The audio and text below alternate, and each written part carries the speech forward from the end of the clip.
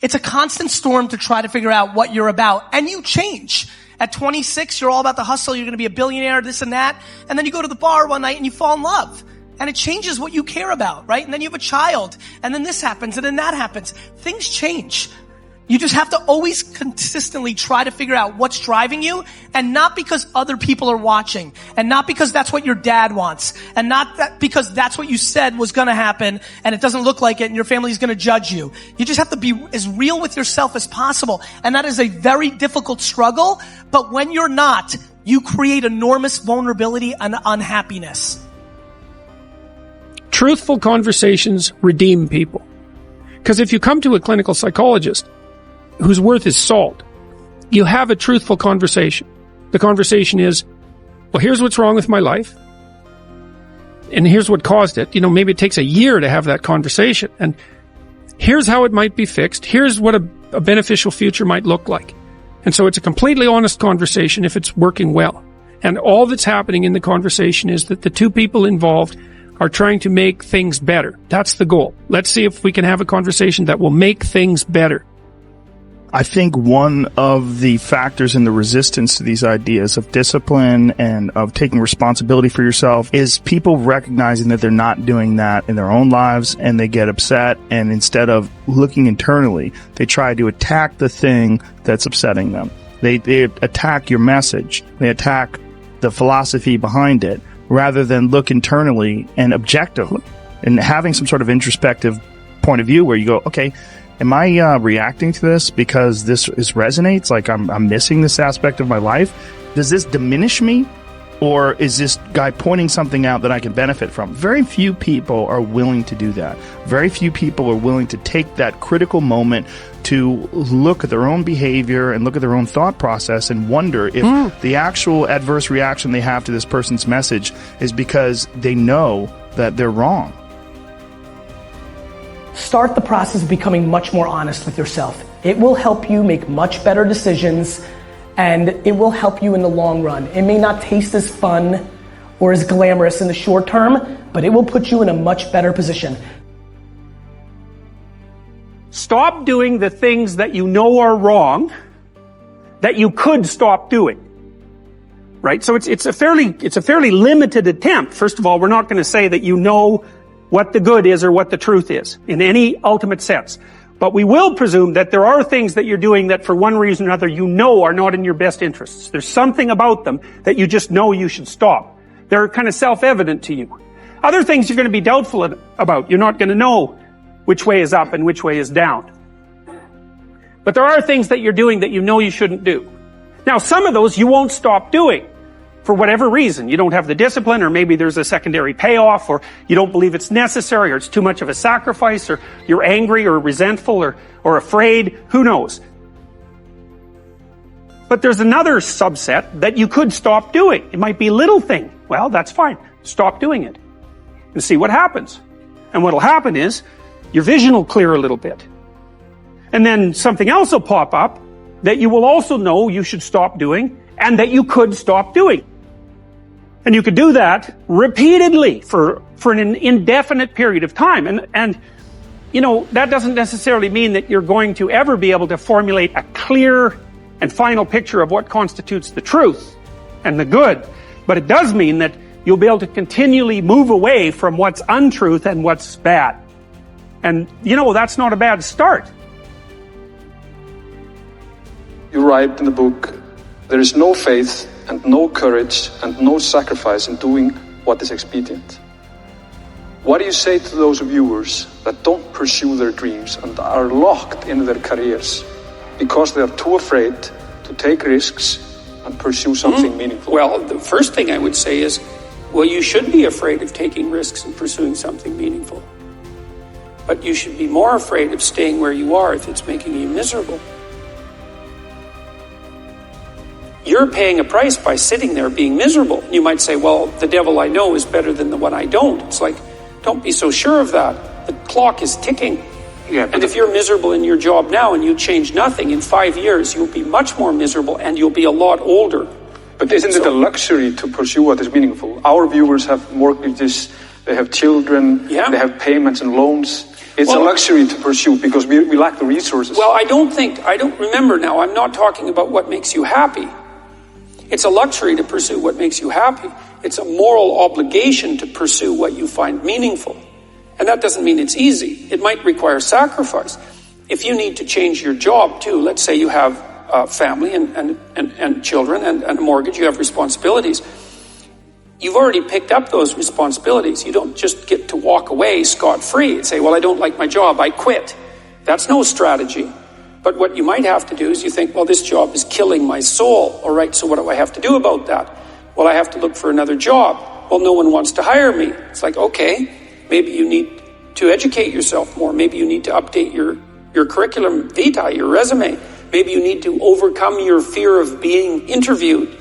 Maybe you need to sharpen your social skills. Like, you have to think about these things strategically. If you're going to switch careers, you have to do it like an intelligent, responsible person. That might take you a couple of years of effort to do properly. We're built for struggle, us human beings. We're built to contend with the world. We're built to contend with reality. You want a challenge, and the best way that you can take on a challenge, because a challenge fortifies you. So you don't want to be secure, you want to be strong. And you get strong by taking on optimal challenges. And so you lay out your destiny in the world, and you take the slings and arrows of fate, and you make yourself stronger while you're doing so. And you might fail, and fortune might do you in, but it's your best bet. And, you know, people that have extracted unbelievable successes out of catastrophic failures. And I'm not saying that in a naive way. I know perfectly well what happens to people. You know, you're doing fine in life and then you get cancer. And then 6 months later, you're dead. And all the heroism in the world isn't going to save you at that point. But that's not the point. That's not the point. Life is bounded by mortality. But that doesn't mean that you don't get out there and contend, and you develop by contending, and you minimize the net amount of suffering in the world. And that's something, man. That's something to do. Compare yourself to who you were yesterday, not to who someone else is today. Because you need to have a hierarchy of improvement. You need to be aiming for something. And that means you're going to be lesser than people who've already attained along that dimension. So the question is, who should you defeat in the final analysis? And the answer is, you should defeat your former self. You should be constantly trying to do that. And you're the right control for yourself too, because you're the one who's had all your advantages and disadvantages. And so if you want to compete fairly with someone, then you should be competing with you. If you're improving yourself, then what you are doing is competing with your lesser self. And then you might also ask, well, what is that lesser self? And that lesser self would be resentful and bitter and aggressive and vengeance-seeking, and all of those things that go along with having a negative moral character. And those are things that interfere with your ability to progress as you move forward through life. So it's very necessary to understand that this is why, you know, I've been stressing this idea of personal responsibility. It's like, well, personal responsibility is to compete with yourself, is to be slightly better than yourself the next day. And it better in some way that you can actually manage, and that's humility. Like, well, I'm a flawed person, I've got all my problems. Could I be as good as person X? It's like not the right question. The right question is, could you be slightly better tomorrow than your currently flawed self? And the answer to that is, if you have enough humility to set the bar properly low, then you could be better tomorrow than you are today. And you might say, well, what's the right way of being in the world, if there is such a thing? And it's not acting according to a set of rules. It's attempting continually to transcend the flawed thing that you currently are. And what's so interesting about that is that the meaning in life is to be found in that pursuit. So I've been laying that out in these discussions too, because it's saying, well, the fundamental issue is that life is tragic and difficult, very tragic and difficult for everyone.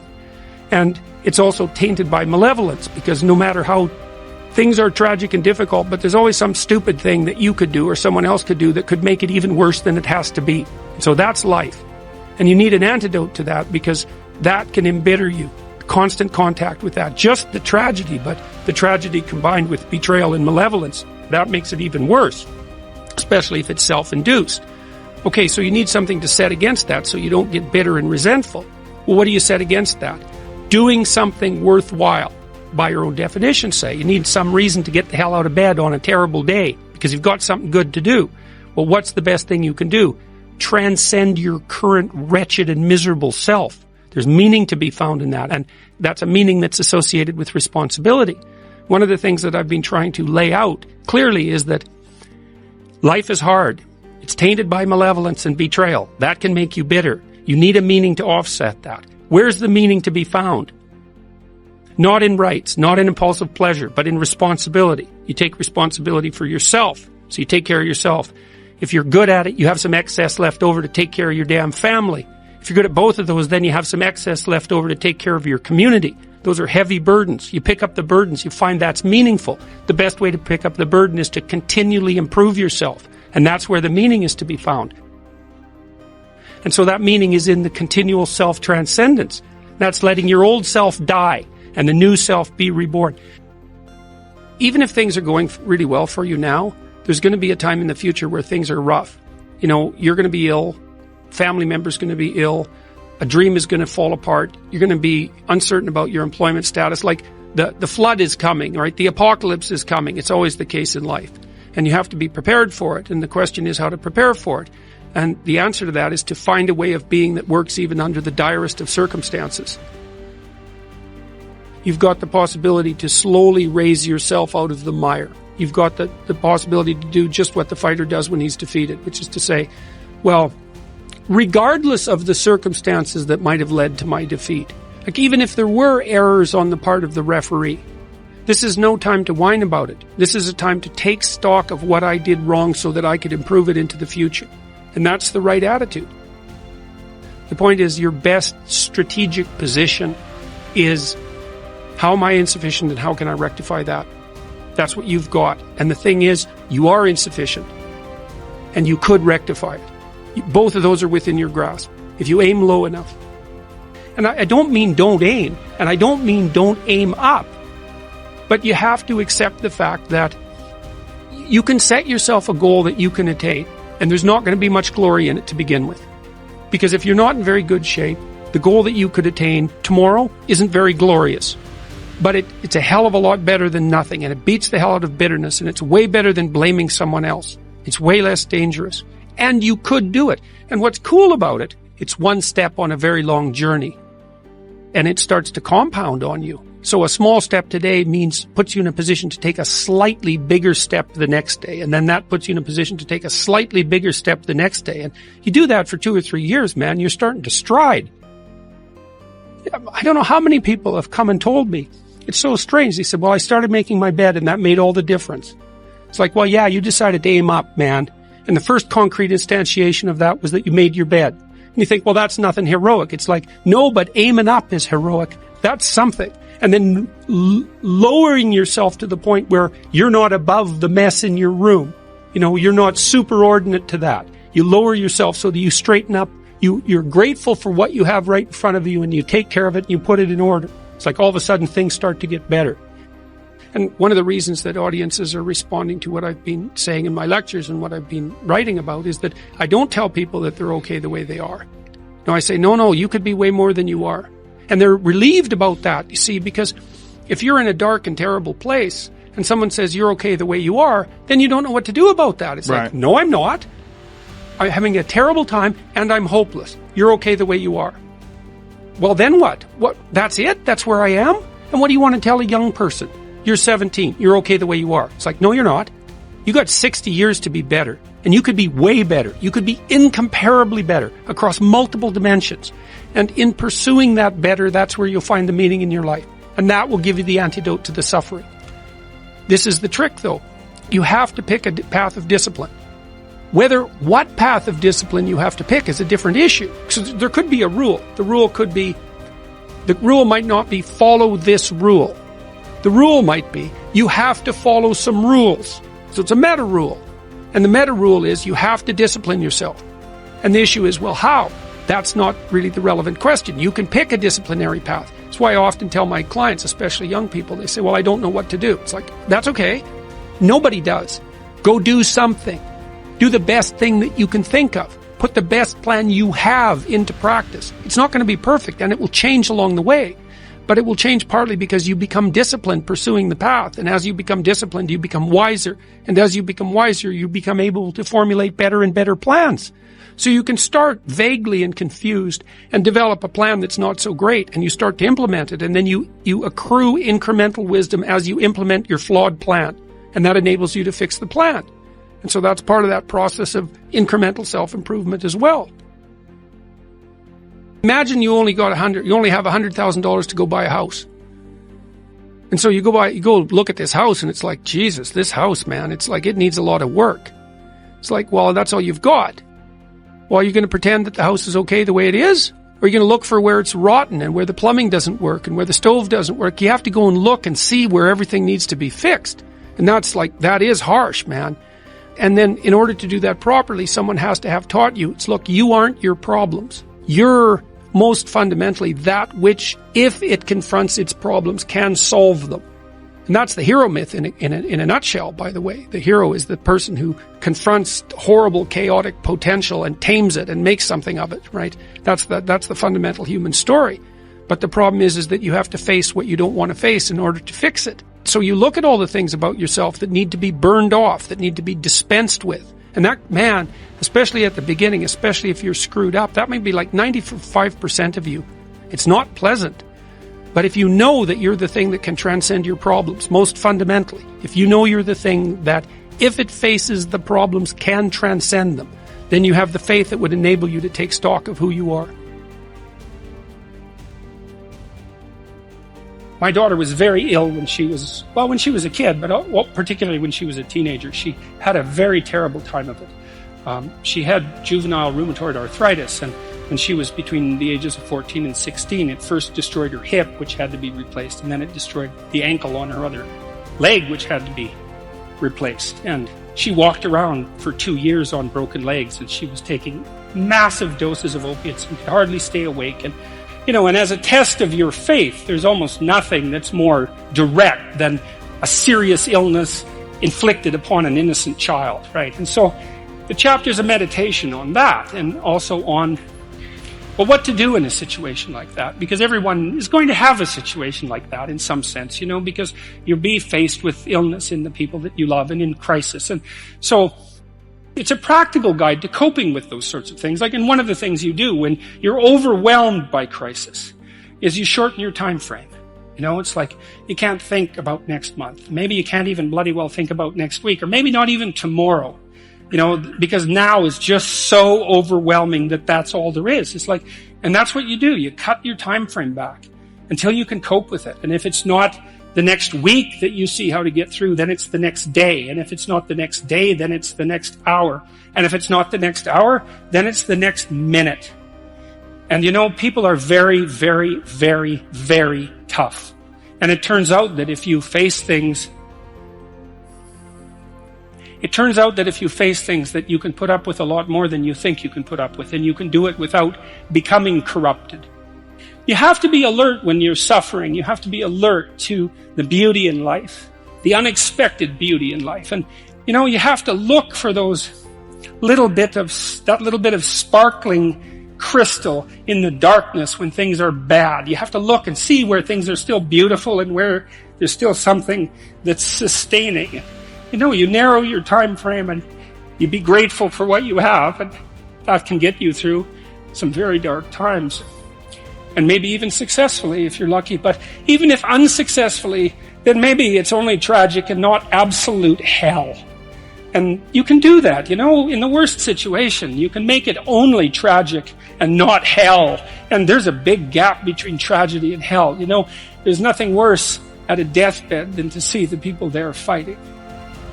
The death is bad enough, but you can take that, as terrible as it is, and make it into something that's absolutely unbearable.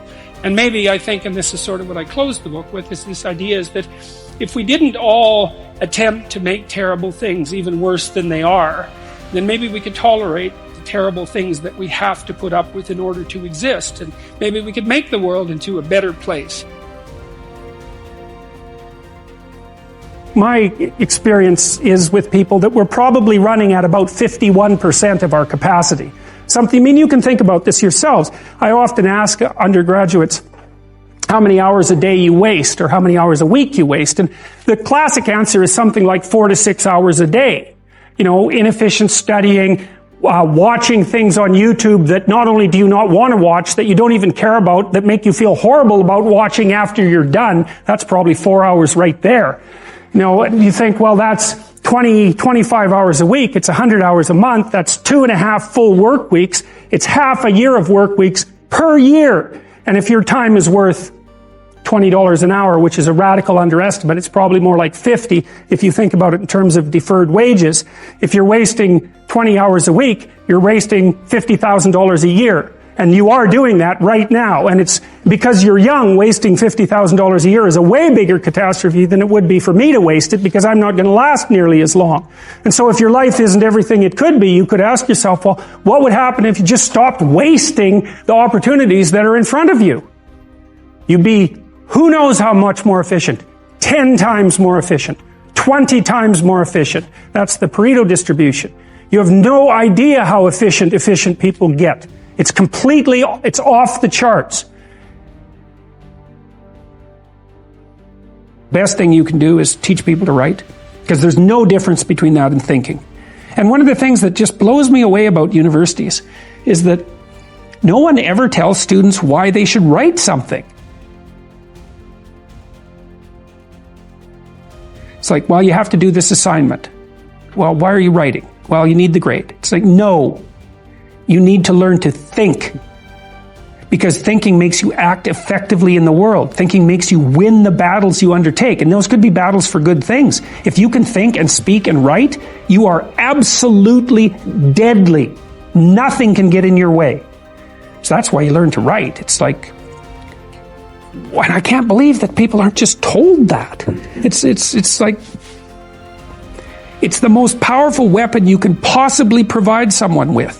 And I mean, I know lots of people who've been staggeringly successful and watched them throughout my life. I mean, those people, you don't want to have an argument with them. They'll just slash you into pieces. And not in a malevolent way. It's like, if you're going to make your point and they're going to make their point, you better have your points organized, because otherwise you are going to look like and be an absolute idiot. You are not going to get anywhere. And if you can formulate your arguments coherently and make a presentation, if you can speak to people, if you can lay out a proposal, God, people give you money, they give you opportunities, you have influence. Make a schedule and stick to it. Okay, so what's the rule with the schedule? It's not a bloody prison. That's the first thing that people do wrong. They say, well, I don't like to follow a schedule.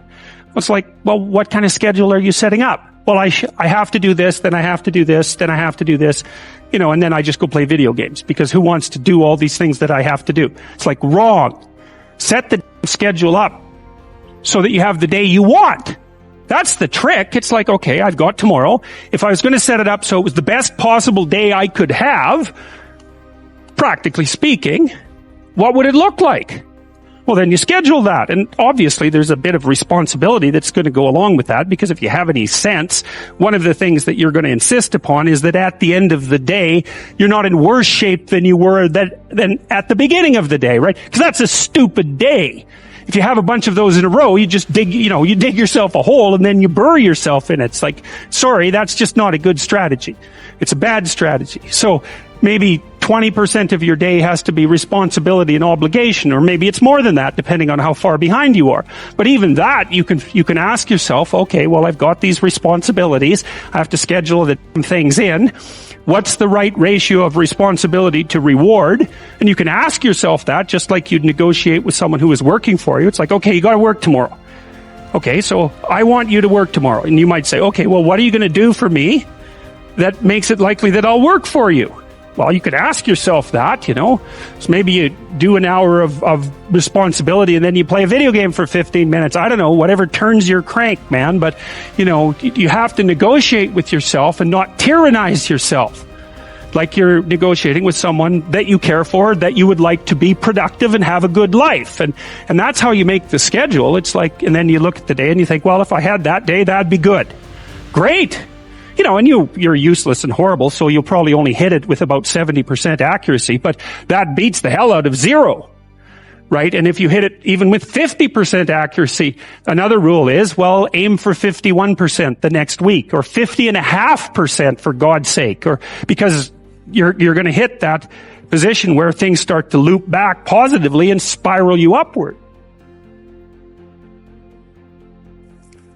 Well, and if we all got our act together collectively and stopped making things worse, because that's another thing people do all the time, not only do they not do what they should to make things better, they actively attempt to make things worse because they're spiteful or resentful or arrogant or deceitful or homicidal or genocidal or all of those things all bundled together in an absolutely pathological package. If people stopped really trying just to make things worse, we have no idea how much better they would get just because of that. So there's this weird dynamic that's part of the existential system of ideas between human vulnerability, social judgment, both of which are major causes of suffering, and the failure of individuals to adopt the responsibility that they know they should adopt. It isn't merely that your fate depends on whether or not you get your act together and to what degree you decide that you're going to live out your own genuine being. It isn't only your fate. It's the fate of everyone that you're networked with. And so, you think, well, there's 7 billion people in the world. We're going to peak at about 9 billion, by the way, and then it'll decline rapidly, but 7 billion people in the world, and who are you? You're just one little dust mote among that 7 billion, and so it really doesn't matter what you do or don't do, but that's simply not the case. It's the wrong model, because you're at the center of a network. You're a node in a network. Of course, that's even more true now that we have social media. You'll know 1,000 people, at least over the course of your life. And they'll know 1,000 people each, and that puts you one person away from 1 million, and 2 persons away from 1 billion. And so that's how you're connected. And the things you do, they're like dropping a stone in a pond. The ripples move outward, and they affect things in ways that you can't fully comprehend. And it means that the things that you do and that you don't do are far more important than you think. And so if you act that way, of course, the terror of realizing that is that it actually starts to matter what you do. And you might say, well, that's better than living a meaningless existence. It's better for it to matter. But I mean, if you really asked yourself, would you be so sure if you had the choice? I can live with no responsibility whatsoever. The price I pay is that nothing matters. Or I can reverse it and everything matters. But I have to take the responsibility that's associated with that. It's not so obvious to me that people would take the meaningful path. When you say, well, nihilists suffer dreadfully because there's no meaning in their life and they still suffer. Yeah, but the advantage is they have no responsibility. So that's the payoff, and I actually think that's the motivation. Say, well, I can't help being nihilistic. All my belief systems have collapsed. It's like, yeah, maybe. Maybe you've just allowed them to collapse because it's a hell of a lot easier than acting them out. And the price you pay is some meaningless suffering, but you can always whine about that and people will feel sorry for you, and you have the option of taking the pathway of the martyr, so that's a pretty good deal, all things considered, especially when the alternative is to bear your burden properly and to live forthrightly in the world. Well, what Solzhenitsyn figured out, and so many people in the 20th century, it's not just him, even though he's the best example, is that if you live a pathological life, you pathologize your society. And if enough people do that, then it's hell. Really. And you can read the Gulag Archipelago if you have the fortitude to do that, and you'll see exactly what hell is like. And then you can decide if that's a place you'd like to visit, or even more importantly, if it's a place you'd like to visit and take all your family and friends. Because that's what happened in the 20th century. No one can live without a routine. You just forget that. If you guys don't have a routine, I would recommend, you get one going, because you cannot be mentally healthy without a routine. You need to pick a time to get up. Whatever time you want, but pick one and stick to it, because otherwise you dysregulate your circadian rhythms and they regulate your mood. Plan a life you'd like to have. And you do that partly by referring to social norms. That's more or less rescuing your father from the belly of the whale. But the other way you do that is by having a little conversation with yourself about, as if you don't really know who you are, because you know what you're like. You won't do what you're told. You won't do what you tell yourself to do. You must have noticed that. It's like you're a bad employee and a worse boss. And both of those work, for you. You don't know what you want to do, and then when you tell yourself what to do, you don't do it anyways. You should fire yourself and find someone else to be. But my point is that you have to understand that you're not your own servant, so to speak. You're someone that you have to negotiate with, and you're someone that you want to present the opportunity of having a good life to. And that's hard for people because they don't like themselves very much.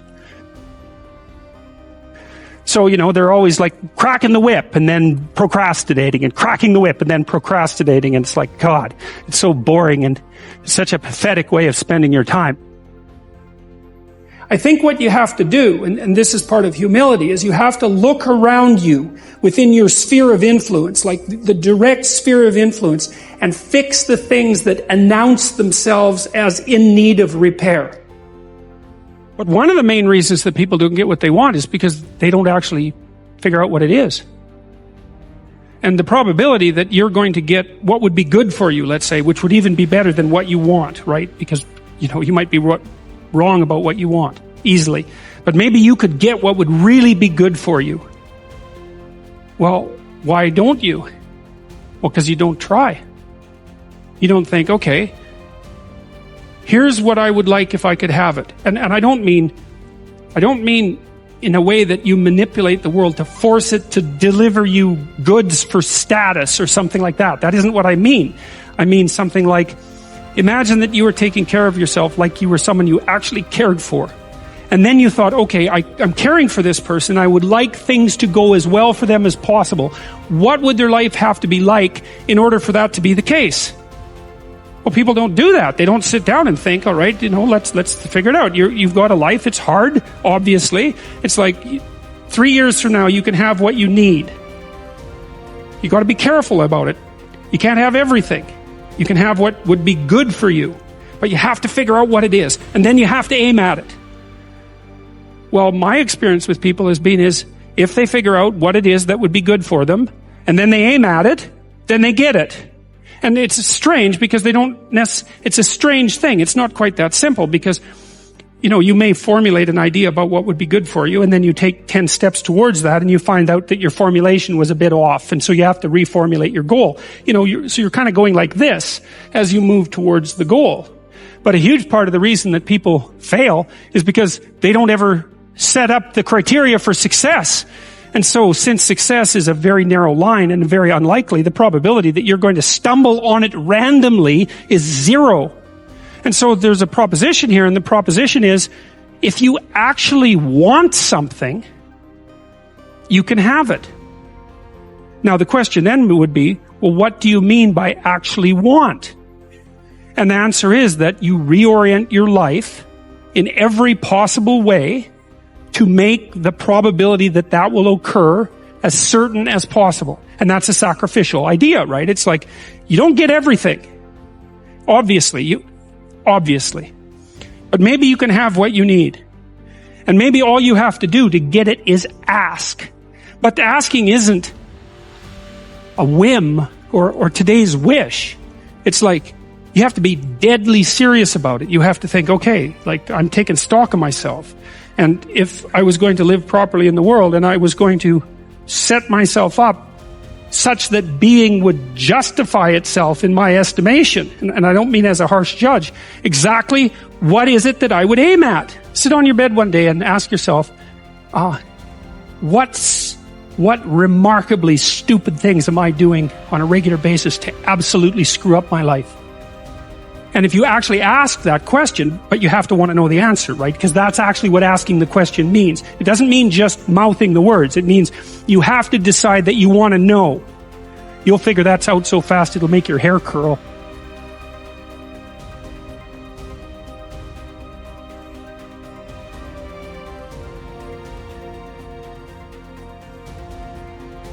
Resentment is a key human motivation, and I would say it's a great teacher. To listen to your resentment is one of the best things you can possibly do. Resentment only means one of two things. It means either like shut the hell up, grow up, quit whining and get on with it. That's one thing it means. Or someone is playing the tyrant to you might even be you, and you have something to say and do that you should say and do to put it to a stop. And so maybe resentment can show you the pathway to doing that. Like a resentful person wants other people to change. And if you're resentful, then your motivations aren't trustworthy. In fact, they're very, very dark. And what should you do instead? How do you treat your own resentment? I would say, well, Solzhenitsyn, who I'm a great admirer of Solzhenitsyn, his book, The Gulag Archipelago, was one of the things that brought down the Soviet Union. And he said that one man who stopped lying could bring down a tyranny. And, he said that with some authority.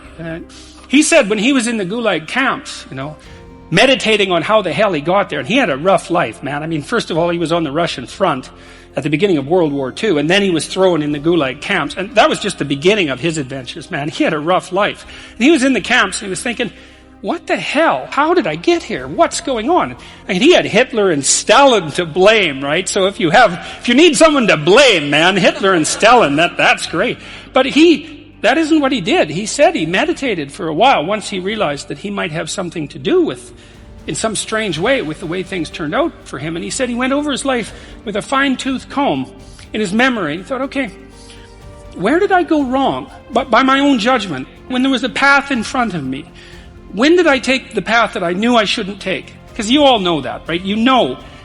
Sometimes you don't know if what you're doing is good or if it's bad. It's just ignorance. You just don't know. But sometimes you bloody well know, and you do the thing you know you shouldn't do anyways. That happens a lot. And why do you do that? Spite is part of it. Stupidity. There's all sorts of reasons, but you certainly know you do it. Solzhenitsyn thought, okay, well, what would happen if I took responsibility for where I am in this concentration camp, and then I went over my whole life and tried to figure out all the things I did that were wrong by my own estimation that increased the probability that I would get here, and then what would happen if I tried to set them all right now in the present? And that's why he wrote the Gulag Archipelago. And one of the consequences of that, as I said, was it sped the dissolution of the Soviet Empire. So, hey, that's not bad, eh? Like, you make a real confession, you really repent, you do your penance, which is writing this book, and you completely change the geopolitical landscape of the world. It's like, and that's worth thinking about, because it's not only Solzhenitsyn who did that. Nelson Mandela did something quite similar. It's not so impossible. And so, the idea that what you should do if you're feeling resentful about the nature of being, or suffering too much for your own life, let's say, is straighten the damn thing out. Like, seriously, try it for a year even. Try it for a week. Try not doing the things you know you shouldn't do. Try not saying the things you know to be false. And just watch what happens. You might as well give it a shot, right? Because you say, well, I'm all in for a year. I'm going to do things right.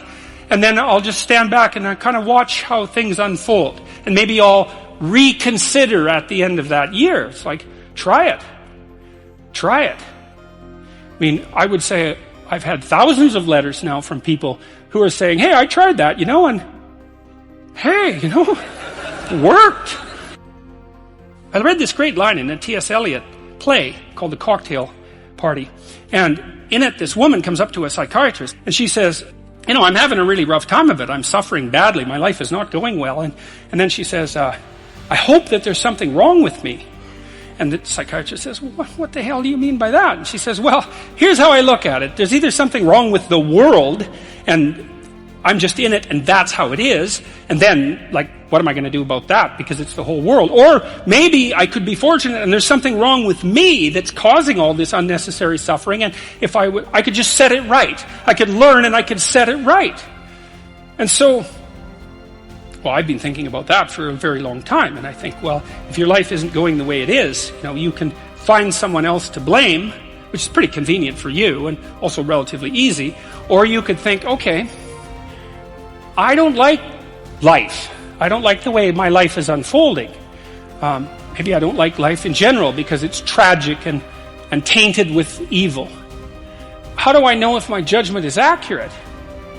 And the question is, have I really done everything I possibly could to set my life straight? Because maybe I shouldn't be judging its quality or the quality of life itself or being itself for that matter if I haven't done everything I possibly could to set my life straight. Well, so there's a task. The humility element it took me a long time to understand why there's religious injunctions supporting humility. to even understand what the word really meant in that sort of technical sense. And it means something like this. It means what you don't know is more important than what you know. Then what you don't know can start to be your friend, you see. People are very defensive about what they know. But the thing is, you don't know enough. And you can tell you don't know enough because your life is not what it could be, and neither is the life of the people around you. You just don't know enough. And so, what that means is that every time you encounter some evidence that you're ignorant, someone points it out, you should be happy about that because you think, oh, you just told me how I'm wrong. It's like, great. Like maybe I had to sift through a lot of nonsense to get through the real message that you're telling me. But if you could actually tell me some way that I'm wrong and then maybe give me a hint about how to not be wrong like that, well, then I wouldn't have to be wrong like that anymore. That would be a good thing. And you can embark on that adventure by listening to people. And if you listen to people, they'll tell you amazing things if you listen to them. And many of those things are little tools that you can put in your toolkit, like Batman. And then you can go out into the world and use those tools, and you don't have to fall blindly into a pit quite as often. And so the humility element is, well, do you want to be right? Or do you want to be learning? And it's deeper than that. It's, do you want to be the tyrannical king who's already got everything figured out? Or do you want to be the continually transforming hero, or fool for that matter, who's getting better all the time? And that's actually a choice, you know. It's a deep choice. And it's better to be the self-transforming fool who's humble enough to make friends with what he or she doesn't know, and to listen when people talk. And listening is a transformative exercise. Like if you listen to the people in your life, for example, if you actually listen to them, they'll tell you what's wrong with them and how to fix it and what they want. They can't even help it if you start listening, because people are so shocked if you actually listen to them that they tell you all sorts of things that they might not have even intended to, things they don't even know. And then you can work with that. And the other thing that's so interesting, you know, now and then you have a meaningful conversation, right? You have a good conversation with somebody, you walk away and you think, geez, you know, we really connected, and I know more than I did when I came away from that conversation. And during the conversation, you're really engrossed in it. And that feeling of being engrossed is a feeling of meaning. And the feeling of meaning is engendered because you're having a transformative conversation. So your brain produces that feeling of meaning for you. It says, oh yeah, this is exactly where you should be right here and now. It's the right place and time for you. And that's a great place to occupy. And so a good conversation where people are listening has exactly that nature. And the reason it has that nature is because it is in fact transformative. It's one of the truisms of clinical psychology. Like if you're a clinical psychologist, a huge part of what you do is just listen to people. It's like, you know, they come in, they're unhappy and they'd rather not be, something like that. You say, well, why do you think you might be unhappy? And they don't know. They have some ideas, and they may have to ramble around for like a year before they figure out why they're unhappy. They get rid of a bunch of reasons why they thought they were unhappy that are untrue, and then you kind of get to the heart of the problem. And then you might ask them, well, if you could have what you wanted so that your life would be okay, what would that look like? Then they have to ramble around a bunch about that because they don't really know. But the listening will straighten them out, because people think by talking. And in order to think, you have to have someone to listen, because it's very hard to think. Hardly anyone can think. And even the people who can think can only think about a limited number of things. But almost everybody can talk. And you can listen to yourself talk, and if someone listens to you, then you also have a foil for your thoughts, right? Because you can watch the person when you're talking and see if you're boring, or see if you're amusing, or if you're engrossing, all of those things. And so like if you're arguing with your wife, let's say, or your husband, big party is going to want to win. And that's stupid, because you don't want that. You want to defeat your wife in an argument. Oh, well, great. Like if she was going to disappear tomorrow, no problem. But like you're going to like live with defeated, miserable her for the next week? That's no good. So you listen and you think, okay, well here's what I think you said, and maybe even make it a little stronger and more elaborated than was the case with the original utterance, so that you get the damn argument right. Because you don't want to win, you want to fix the problem. That's the winning.